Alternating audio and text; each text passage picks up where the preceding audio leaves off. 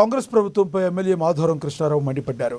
చీరల పంపిణీ కార్యక్రమం విషయంలో కాంగ్రెస్ ప్రభుత్వం ఇప్పుడు కండ్లు తెరిచిందని ఆయన ఎద్దేవా చేశారు. గత బీఆర్ఎస్ ప్రభుత్వంలో కేసీఆర్ పండుగల సందర్భంగా కులమతాలకు అతీతంగా చీరలు పంపిణీ చేశారని గుర్తు చేశారు. కానీ ప్రస్తుత కాంగ్రెస్ ప్రభుత్వం మాత్రం ఉప ఎన్నికలు లేదా సాధారణ ఎన్నికలు వస్తే తప్ప చీరల పంపిణీ చేయట్లేదని చెప్పుకొచ్చారు. కుక్కట్పల్లి నియోజకవర్గంలో గతంలోనే తీసుకొచ్చిన చీరలను రూమ్లో పెట్టి ఇప్పుడు 500 మంది మహిళలకు పంపిణీ చేస్తున్నారని ఆరోపించారు.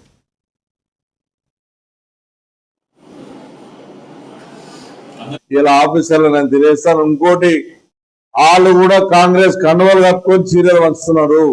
ఇలా ఆఫీసర్లు అర్థం చేసుకోవాలి. నేను కమిషనర్ దృష్టి తీసుకొచ్చాను, అయినా పట్టించుకుంటలేరు. అదే మల్కాజ్గిరి కమిషనర్ కూడా పంపాను, ఫోన్లో మాట్లాడాను.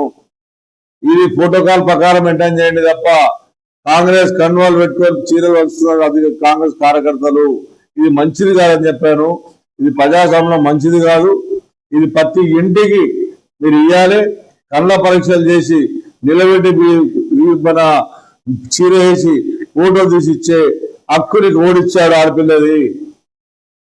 ఎక్కడ ఎందుకు తీసుకుంటున్నావు ఫోటో? ఇచ్చే 200 రూపాయల కొరకు ఫోటో పెట్టన్నా. రేపు చీరలు ఇచ్చిందని చెప్పి రేపు స్కీమ్ లేకపోతే నీకా, లేకపోతే రేపు